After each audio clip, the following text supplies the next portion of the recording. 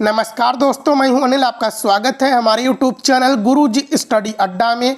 आज हम बीएड प्रथम वर्ष सेकंड सेमेस्टर में चतुर्थ प्रश्न पत्र हिंदी शिक्षण पेडागॉजी सेकंड में अति लघु प्रश्न के बारे में अध्ययन करेंगे। चलिए दोस्तों, हम शुरू करते हैं। आपके सामने है पहला प्रश्न, हिंदी पाठ्य पुस्तक की विशेषताएं बताइए। उत्तर है, हिंदी की शिक्षा में पुस्तकों का बड़ा महत्व है। इन पुस्तकों को सुंदर, अनुकूल एवं उपयुक्त सामग्री से युक्त होना आवश्यक है।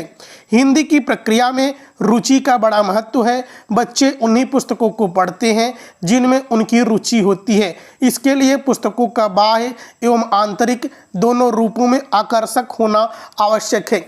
देखिए दोस्तों, हिंदी पाठ्य पुस्तकें जो होती है, अधिकतर बच्चे वही पुस्तकें अधिक पढ़ना पसंद करते हैं। हिंदी में वही कहानियाँ, वही नाटक पढ़ना अधिक पसंद करते हैं जिसमें उनकी रुचि होती है और जो पुस्तक बाह्य और आंतरिक दोनों रूपों में आकर्षक होते हैं, उनके विषय वस्तु, पाठ्य वस्तु इत्यादि। अगला प्रश्न आपके सामने, अक्षर विन्यास क्या है। उत्तर है, शब्द की इकाई अक्षर होते हैं। अक्षरों से तात्पर्य भाषा की मूल ध्वनियों से है। किसी भी भाषा की मूल ध्वनियों का उच्चारण निश्चित होता है, उसके लिए ध्वनि संकेत भी निश्चित होते हैं। जब तक मनुष्य को भाषा की इन मूल ध्वनियों का स्पष्ट ज्ञान नहीं होता, तब तक वह भाषा का सही प्रयोग नहीं कर सकता है। देखिए दोस्तों, शब्द की इकाई अक्षर होते हैं। और दोस्तों, जैसे कि देखिए कमल, कमल लिखा है। कमल क्या है? एक शब्द है, लेकिन प्रत्येक ध्वनि के लिए, क के लिए, म के लिए, ल के लिए अलग अलग ध्वनि संकेत हैं।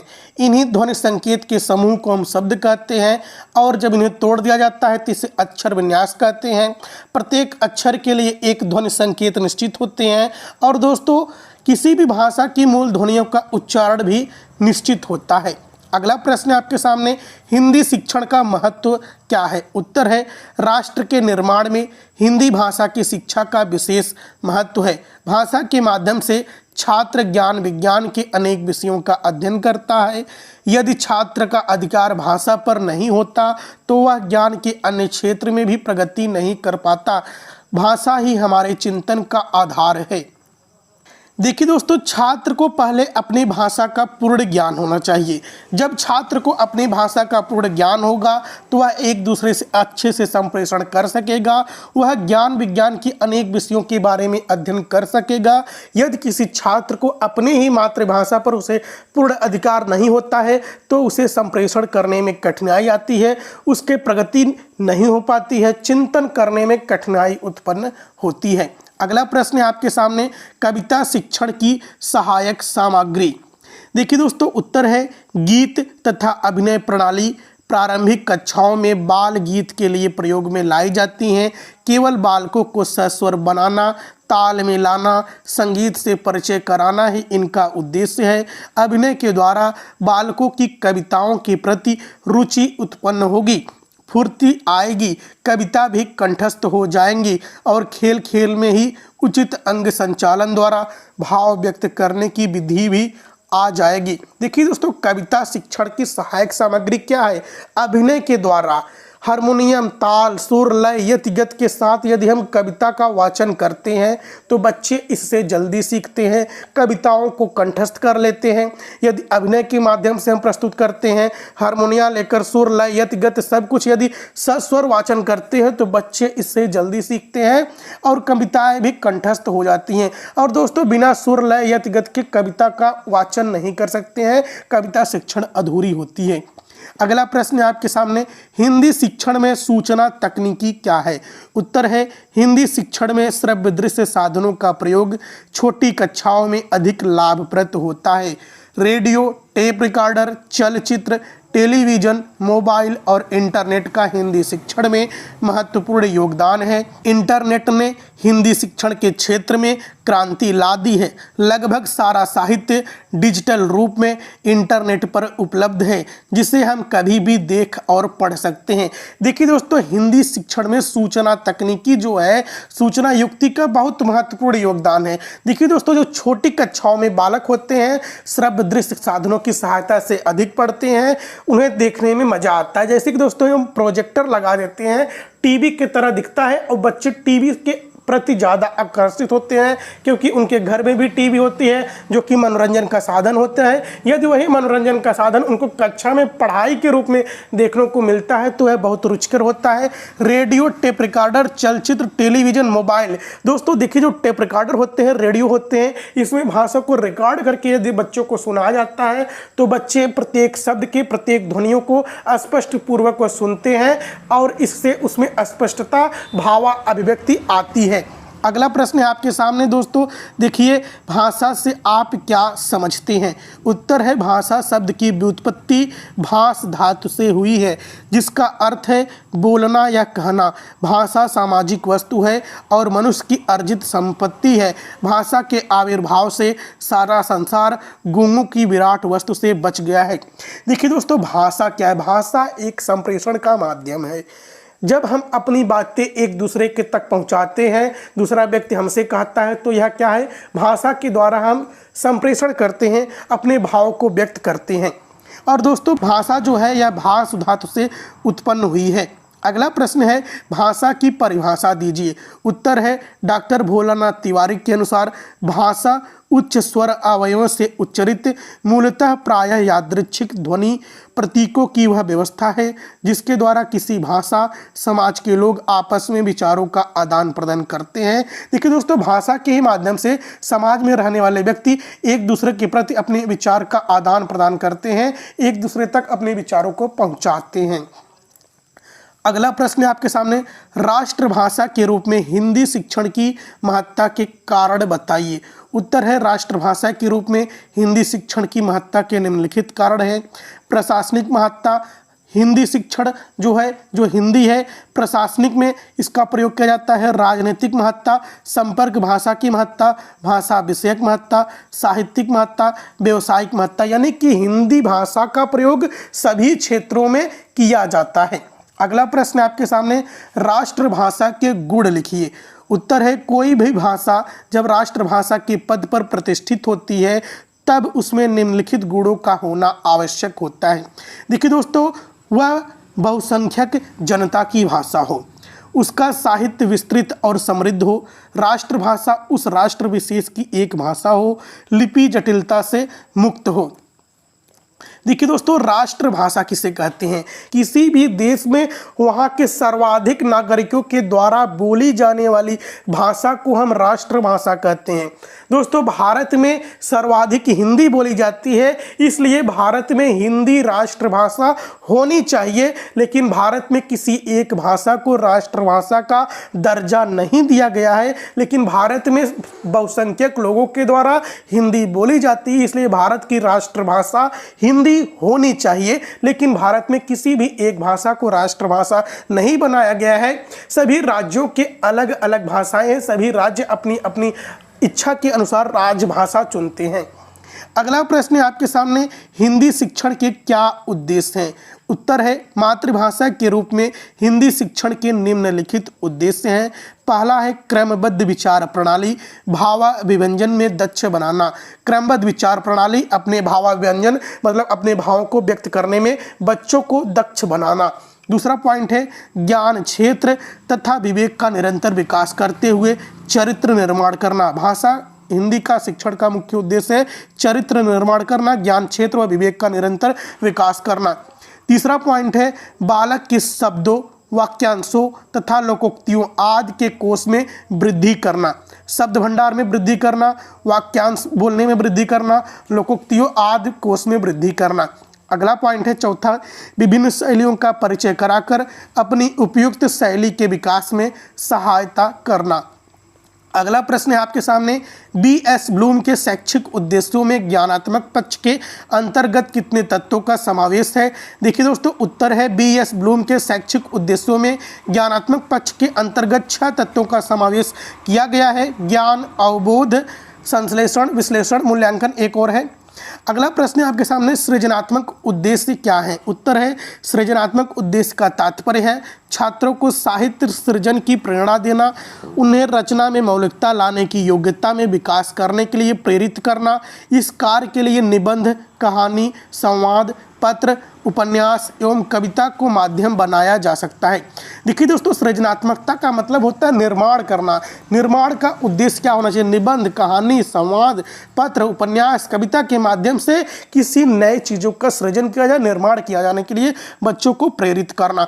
अगला प्रश्न आपके सामने, अभिवृत्त्यात्मक उद्देश्य क्या है? उत्तर है, इस उद्देश्य का तात्पर्य यह है कि छात्रों में उपयुक्त दृष्टिकोण एवं अभिवृत्तियों का विकास किया जाए।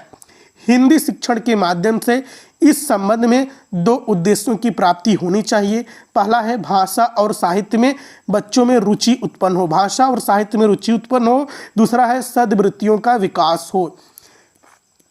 अगला प्रश्न है, हिंदी शिक्षण की विधियां क्या हैं? उत्तर है, जिन प्रदेशों में हिंदी का चलन नहीं है वहां उन विधियों से हिंदी का शिक्षण हो जाता है जिनसे कि अधिक से अधिक सरलता से सर्वसाधारण राष्ट्रभाषा को समझ सके। हिंदी शिक्षण में मुख्यतः निम्न विधियों का प्रयोग किया जाता है: परोक्ष विधि, प्रत्यक्ष विधि, बेस्ट की विधि एवं गणना विधि। देखिए दोस्तों, बहुत सारे प्रदेशों में हिंदी शिक्षण मतलब वहाँ की राजभाषा नहीं है, लेकिन दोस्तों राष्ट्रभाषा यानी कि अधिक से अधिक लोगों द्वारा बोले जाने के कारण वहाँ भी हिंदी के विभिन्न शिक्षण विधियों के माध्यम से सिखाया जा रहा है।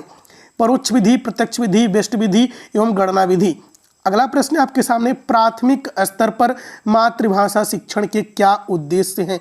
देखिए दोस्तों, भारत में कक्षा 1 से 5 तक की शिक्षा को प्राथमिक कक्षा कहा जाता है। शारीरिक, मानसिक, सामाजिक तथा संवेगात्मक स्थिति की दृष्टि से प्राथमिक स्तर पर मातृभाषा शिक्षण का उद्देश्य ज्ञान, कौशल, रुचि तथा अभिवृत्ति का विकास करना है।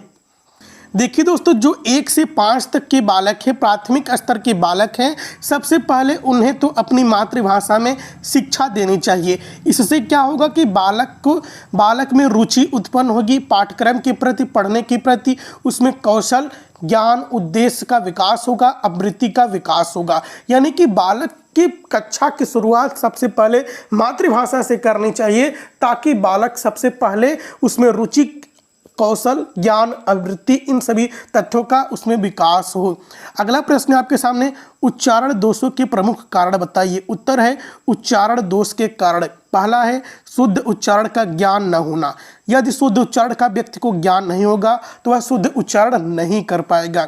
शीघ्र प्रयत्न, व्यक्ति जल्दी सीखना चाहता है इसलिए उच्चारण करने में उसे कठिनाई महसूस होती है। आदत, कभी कभी कोई शब्द व्यक्ति जल्दी जल्दी बोलता है तो वह गलती कर देता है, यानी कि आदत यदि हैबिट पड़ जाती है कोई शब्द गलत बोलने को तो वह सही नहीं हो पाता है। प्रयत्न लाघव, वातावरण का प्रभाव पड़ता है, आत्मविश्वास का अभाव पड़ता है। देखिए दोस्तों, कभी कभी कोई छोटा बच्चा होता है घोड़ा को घोड़ा घोड़ा कहता है, घोड़ा जल्दी नहीं कह पाता है। यह क्या है? आत्मविश्वास की कमी है, आदत बन जाती है। अगला प्रश्न है आपके सामने, शुद्ध उच्चारण की विशेषताएं बताइए। शुद्ध उच्चारण की क्या विशेषताएं हैं? याज्ञवल्क्य के मतानुसार शुद्ध उच्चारण में निम्नलिखित विशेषताएं पाई जाती हैं। दोस्तों देखिए, शुद्ध उच्चारण में मिठास पाई जाती है, अक्षरों की अस्पष्टता होती है। शुद्ध उच्चारण में जो अक्षर होते हैं अस्पष्ट होते हैं, धैर्य होता है, सुंदर स्वर होते हैं। यदि आप कोई भी शब्द शुद्ध बोलते हैं तो वह सुंदर लगते हैं। लय समर्थता होती है, उसमें लय बना रहता है। पदों का पृथक पृथक उच्चारण करना। अगला प्रश्न है आपके सामने, वाचन शिक्षण की प्रणालियां क्या हैं? उत्तर है, वाचन शिक्षण संबंधी जो प्रणालियां प्रचलित हैं उसमें से प्रमुख निम्न हैं। स्वरोच्चार विधि, देखो और कहो विधि, अक्षर बोध विधि, अनुकरण विधि यानी कि दूसरों को देखकर सीखना, ध्वनि साम्य विधि, सामूहिक विधि, भाषा शिक्षण यंत्र विधि, साहचर्य विधि, वाक्य शिक्षण विधि, कहानी विधि, यह सभी वाचन शिक्षण की प्रणालियां हैं। अगला प्रश्न है आपके सामने, सस्वर वाचन एवं मौन वाचन में अंतर स्पष्ट कीजिए। उत्तर है दोस्तों, मौन वाचन द्वारा बालक शीघ्रता से पढ़ सकता है। जब हम दोस्तों चिल्लाकर नहीं पढ़ते हैं, बोलकर नहीं पढ़ते हैं तो हम कोई भी पाठ्यक्रम हो वह बड़ी तेज़ी से मन में पढ़ते चले जाते हैं और इससे समय की बचत होती है और ऊर्जा ज़्यादा नहीं लगता है। जबकि दोस्तों सस्वर वाचन में अपेक्षाकृत समय अधिक लगता है।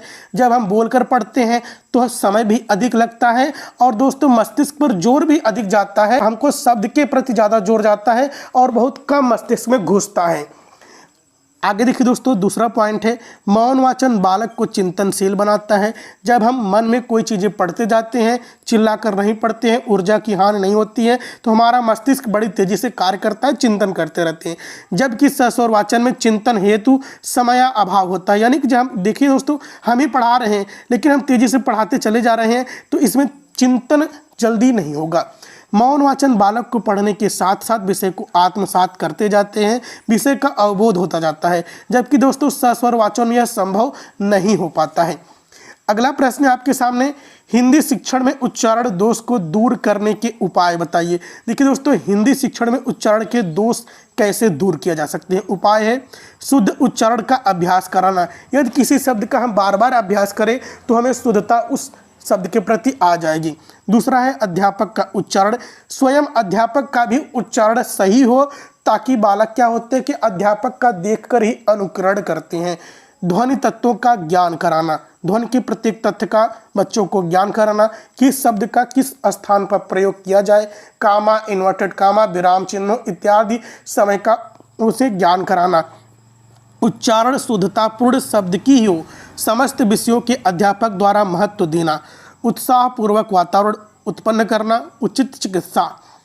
अगला प्रश्न आपके सामने, सस्वर वाचन के अंग बताइए। उत्तर है सस्वर वाचन के अंग है अस्पष्ट अक्षरोच्चार, अक्षरों का उच्चारण स्पष्ट हो, अस्पष्ट शब्दोच्चार, शब्दों का उच्चारण अस्पष्ट हो, उचित ध्वनि का प्रयोग, ध्वनियों का प्रयोग बहुत उचित हो। यानी कि नहीं एक ध्वनि हम चिल्ला कर पढ़ रहे हैं, प्रयोग फिर कर रहे हैं ध्वनि, ऐसे हम पढ़ रहे हैं। अस्पष्टता, मधुरता, रुचि, वाचन मुद्रा, यानी कि दोस्तों उचित ध्वनियों का प्रयोग हो, सुर लय यति गति बनी रहे।